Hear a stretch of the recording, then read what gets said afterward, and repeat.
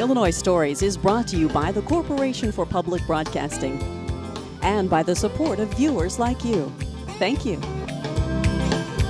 Hello, welcome to Illinois Stories. I'm Mark McDonald in Donnellson, Iowa, in front of what will become the new Donnellson Library.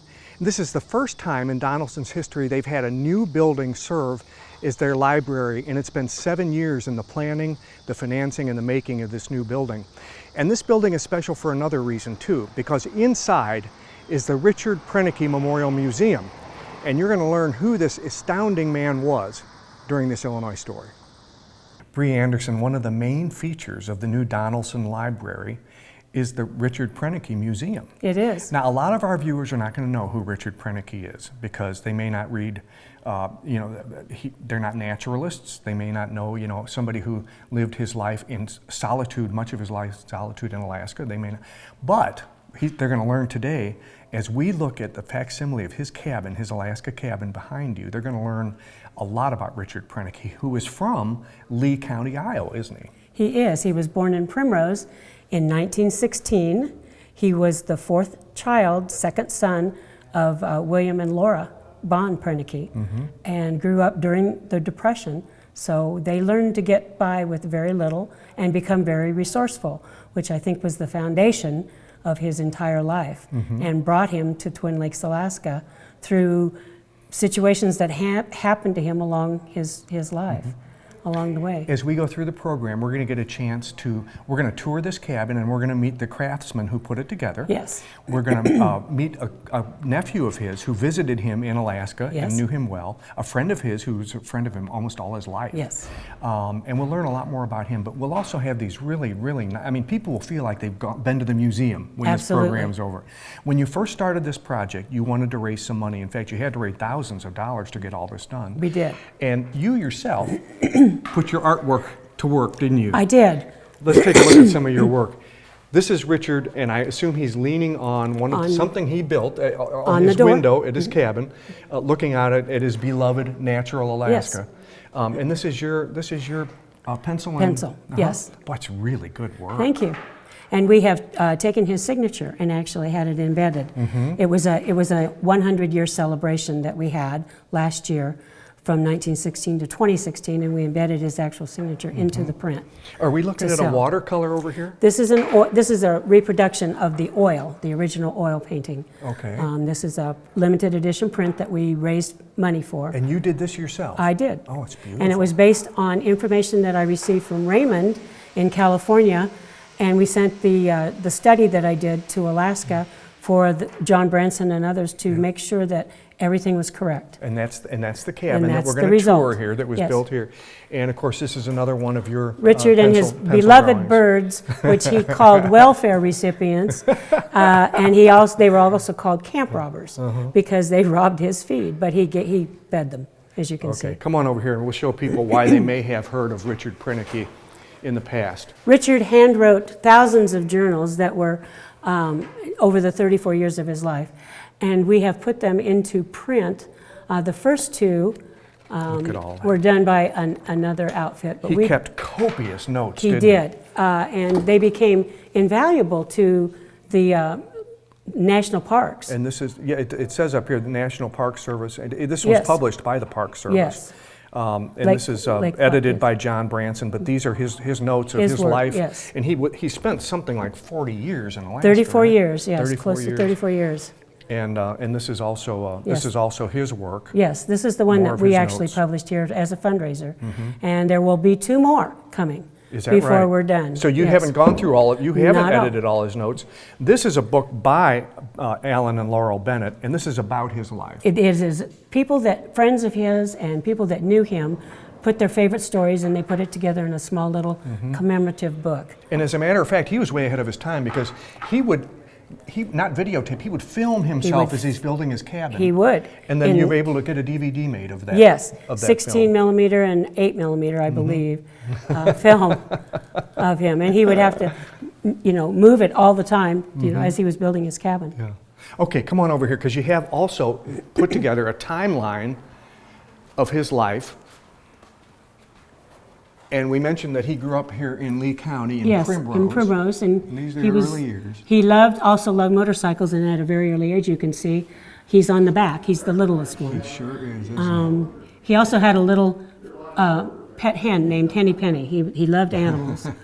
But he went to school in Primrose, and those are his school pictures. Yeah, yeah. Here is his motorcycle love, and you can see him on the motorcycles. He seemed to love the animals at an early age, He did. too, because he liked it out on the farm, didn't he? Yes, he did. And then he enlisted, like most men did, after Pearl Harbor. Right. The day after the attack on Pearl Harbor, he enlisted into the Navy. Spent 2 years on Pearl Harbor as a carpenter's mate. And after he was got out of the Navy, When then he was went up released, to Oregon, didn't he he? did. He lived in Oregon. He knew he needed to be out in the wilderness. He did. He did. He knew that's where he belonged.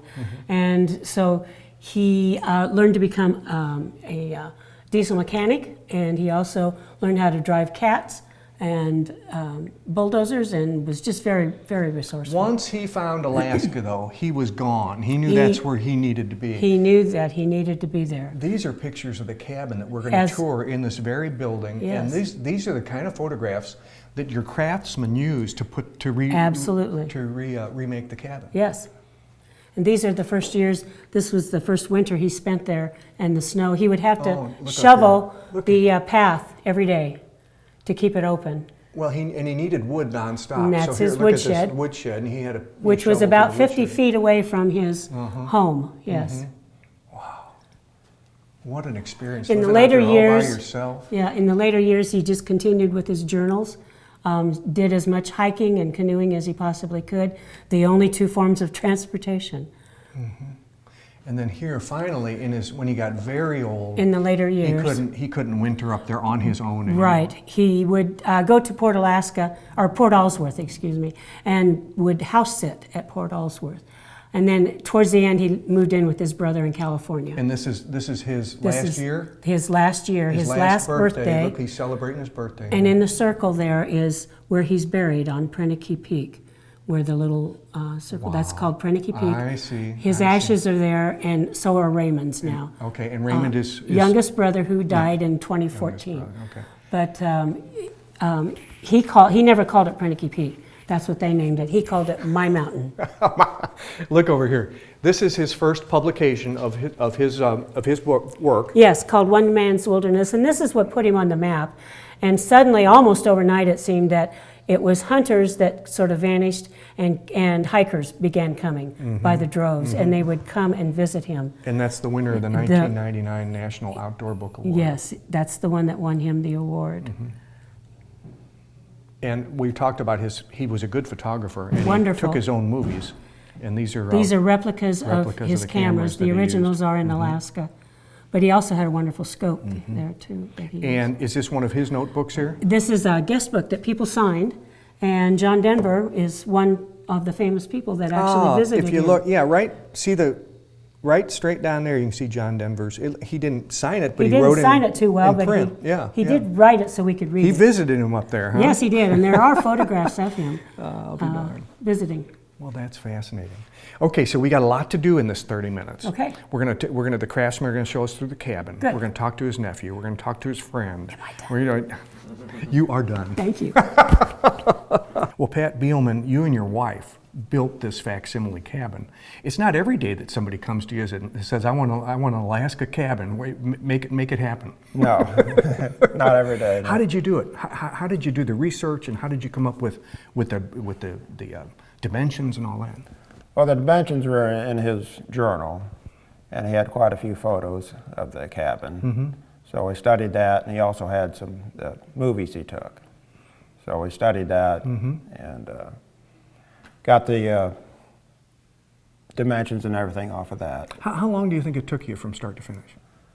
Probably 3 months, I suppose. Is that all? That's really pretty good. And then, of course, you had to find the materials, right? Yeah. And the materials, I mean, you don't just find these northern. What is this? This is a lodgepole pine. Lodgepole pine. And that came out of Montana. And that's pretty close to what he had was white spruce. But of course, white spruce wasn't available because it would have had to be shipped in from Alaska, right? So that would have been too costly. But this looks and cuts like and feels like the spruce, huh? Right. This window is very unusual. Take us through the building or the construction of this thing. Yes. The door is, the most unique thing is the hinges.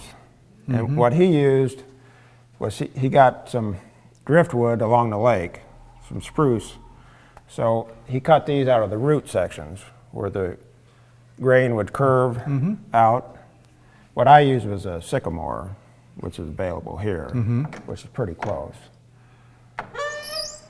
And this was supposed to be bear-proof? Was that the point? Well, yeah. He thought a bear couldn't figure out this lock, which you have to lift this up, and then that locks it. Oh, okay. There's two movements for it. Okay. Okay. There it is. Okay. And then does the bottom open too, so you can walk in that way? The bottom open? He had it open. We're not going to have it open. Yeah. Right. Yeah. He wanted the Dutch door, so he built it as one and then cut it. Yeah. Let's walk around and go inside.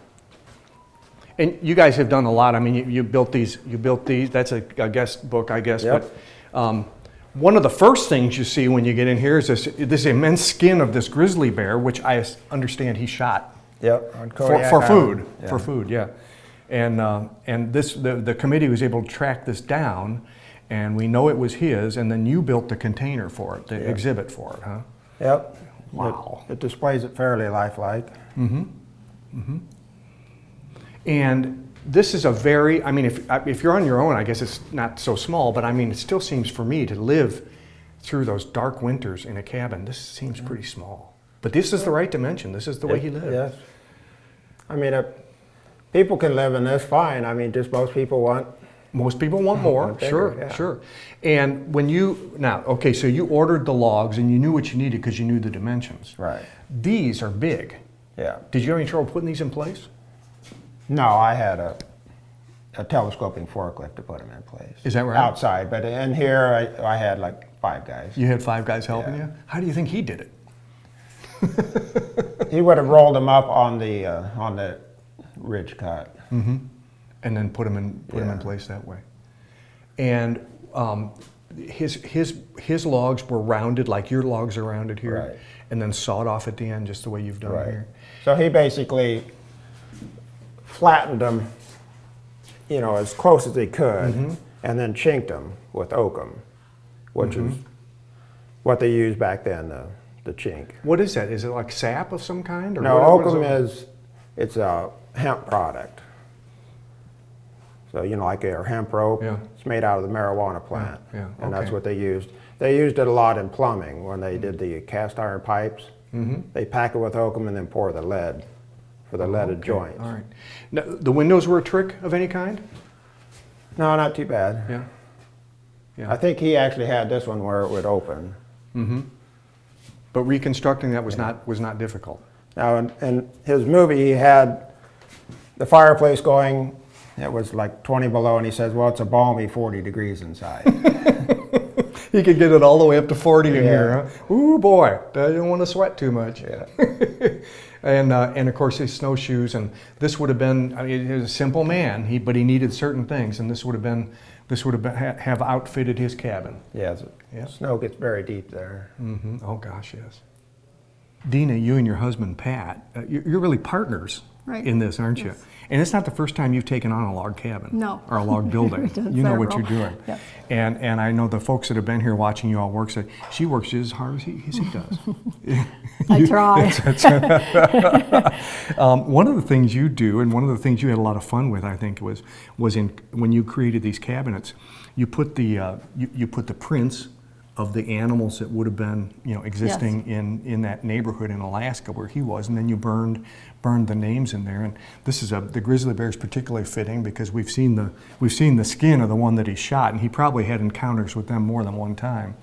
And there's the caribous. What's the trick here to carving these in? Because I noticed there's quite a relief there. Yeah, Pat actually dremeled them in and stuff. He drew them and dremeled them in, and we just thought it would be more educational and interesting, to have the different prints of the animals in the area. Especially for children. Right, and Yeah. then I just went back and I did the names on them and stuff. So, yeah. Well, the martens have a little bitty because- footprint, don't they? Right, everything has such a different footprint. It's amazing, So And the porcupines. Well, you got to watch out for kids them. would find them. Yeah, really And the Wolverine, interesting. for Yeah, such you a really gotta watch nasty out for animal, that. you don't Right. expect a bigger print, don't you? Right.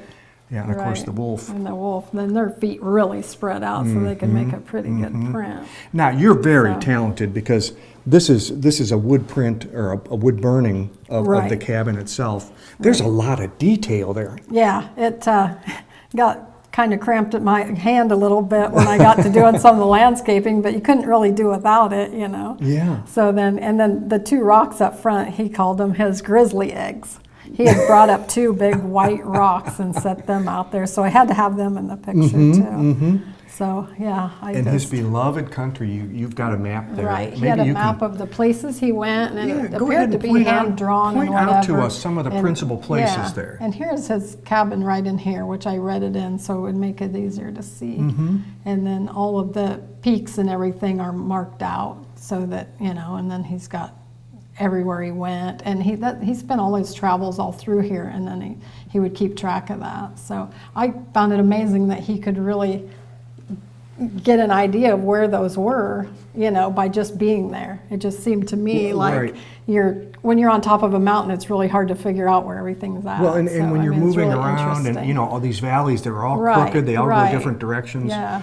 But he knew it like the back of his hand. He I did. guess he just He really absolutely knew that did. country. He did a lot of travels, and it's really interesting. He documented everything.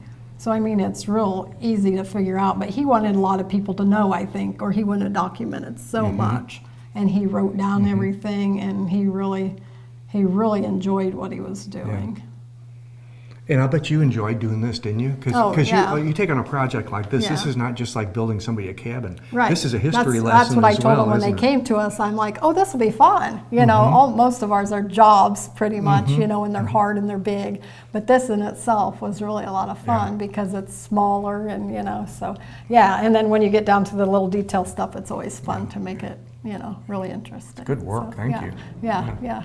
I thought it turned out really well, and everybody seems happy with it so far. So I think it'll be. I've been telling everybody I know you got to come see it. So we've been talking about Absolutely. it. So yeah, I think it'll be really great. And then my granddaughter was here a couple days. I was just doing little stuff and whatever, and she's not quite 2. And so when she goes to school, they will probably bring them here. So that'll be really interesting. My grandma did That's that. right. Because I got That's neat. pictures of her here helping me, what she could do. So yeah, and then the classes, I think this will be really interesting for the school classes to come here I think so, too. and learn a lot of the stuff that nobody will really get to see anymore.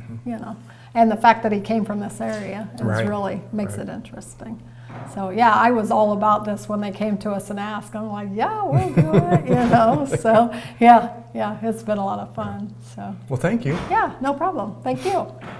Dick Hackard, you visited your uncle, Richard, in his cabin in Alaska. In 1969. For what, a couple of weeks? 3 weeks. Did you think he was crazy? No, not at all. No? He was one of the most inquisitive people I ever met. He always peppered you with all kinds of questions. He wanted to know about your schooling, what you were doing. And he just very inquisitive Yeah, person. he was probably really glad to see somebody, especially a nephew, right? Yeah. I was supposed to go up there with my best buddy, but my best buddy wrecked his dad's car about 2 weeks before we were supposed to go, and so he didn't get to go. When you come in this structure that they've built here, does it remind you of the cabin? Oh yes, very much so. It's really Very much so. close. It's huh? really close, Yeah. yes. What was it like? There needs to be a pot of beans on the stove. That's the only thing that we're missing. He always had a pot of beans. He always had huh? a pot of Well, of beans. course, he had to be cooking most of the time because he had to have 3 meals a day and there was nobody to help him. So while he was out trekking around or hunting, fishing, whatever he's doing, he had to have something going on the stove so it'd be ready when he got home. Sure. Did he have stories about what it was like living up there by himself? Did Yeah. he talk to you about it? He didn't talk a lot about it, Yeah. no. But he had stories about different things and different people that come visit him and that sort of thing. Yeah. And what about like these? He must have had close scrapes with death all the time because I mean that's a treacherous place to live. He told me about an incident he had with a wolverine. Wolverine was out there and he had a rope out through the window right there, that exact window. He had a rope stuck out and he held on one end and the wolverine would pull on the other end. What was he? He was trying to catch the wolverine? No, he wasn't trying to catch him. He just playing with it. Was playing with it. Don't play with wolf. One of the first things your mother tells you is don't play with wolverines. But I mean, we saw the bear that he shot, and he always, when he hunted or when he fished, he did it for food, didn't he? That's correct. He always ate what he caught. Yes. Yeah. He hated to see the hunters come in, but he always followed them around, and if they shot something and left, he'd haul back what meat he could use. Ah, okay, yeah. So it didn't Because go he to hated waste. to see that. Yeah. He really didn't want to see his animals killed Yeah. at all. He was totally against that. Yeah, yeah. Well, you must have a special feeling when you come here to Donnellson and see what they've done. You live in Havana, Illinois, right? That's correct. So you don't really have a relationship with Donnellson except for the fact that now they are commemorating. My parents lived here. My father was from Donnellson, and my mother, of course, was from Primrose, where Dick grew up. Yeah, yeah. So it's really nice to come here. Isn't Yeah, it? very nice. Yeah. Well, thank you. Wow, well, thank you. Roberta Crable, you knew the Proenneke family Yes. since you were a kid. Yes. In fact, your husband, who wasn't your husband at the time, but your husband grew up, across the street from Richard Pronneke? Yes. Yeah, so they were childhood friends. Right. And what was Dick like as a kid?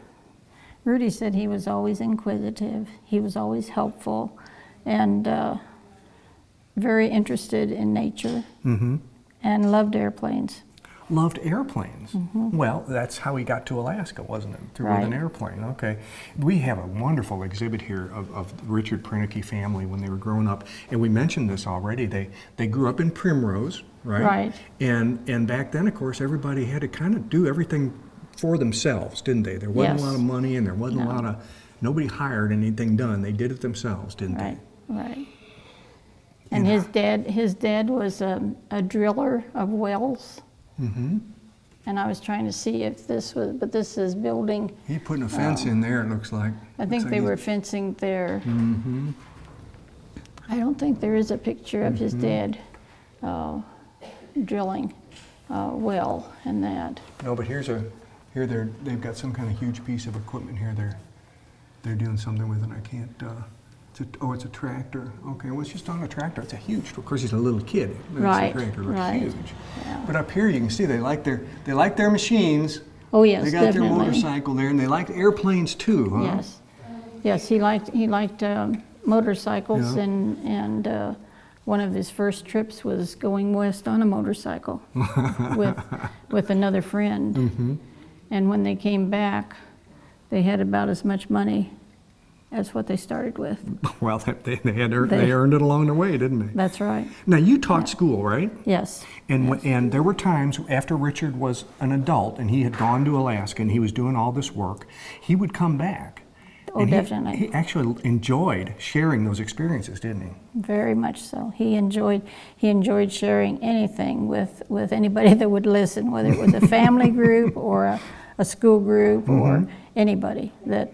And he was one that when people talk about him being a hermit, that is incorrect because he was just the opposite. He was an ambassador for, what I'd call an ambassador for Alaska, what I would call it. In the natural world. Huh? Right, Yeah, right. Yeah. And you still have kids, of course they were not kids now, but they were kids then, they're 50, 60 years old now. They still talk about his presentations, don't they? Yes, yes, definitely. And they have very vivid memories of them. So you know that made an impact on their lives. And one fellow that the other day just told me, he said, I just can't wait to get out to the wild and they're looking forward to retirement and when they can go to a place where very similar, that nobody's around. In the meantime, they can come to Donnellson and they can walk through the cabin and they can go through his timeline here to Yes, remind themselves. we're hoping that this will really make an impact on people that don't have an opportunity to go to Alaska, that this will be the next best thing to see the same dimensions of the cabin and to see how he lived in the surroundings. In the meantime, they can read his notes, his journals from his Right, time up there. right. And they And would get a we- real good sense of what it was like. Yes, and we have DVDs. We have lots of slides that are in the process of being put onto DVDs, or to let people see more about what he did photograph and what he felt was important. Yeah. It was interesting to see how he would follow different animals. He called them his livestock. He always mentioned the animals in his letters. He would say his livestock did this or that. And it was interesting to hear how he was such friends. And he'd have birds that would sit on his hand and he could feed them. Just tamed, he tamed his animals. Yeah. Well, listen, thank you for talking to us and for being involved in this. And this must be a special project for you because having known him most of your life, this must feel really special to you. Yes. Thank you. You're welcome. By the time you see this program, the Donnellson Public Library will probably have had its grand opening, and it and the Proenneke Museum will be open to the public. With another Illinois story in Donnellson, Iowa, I'm Mark.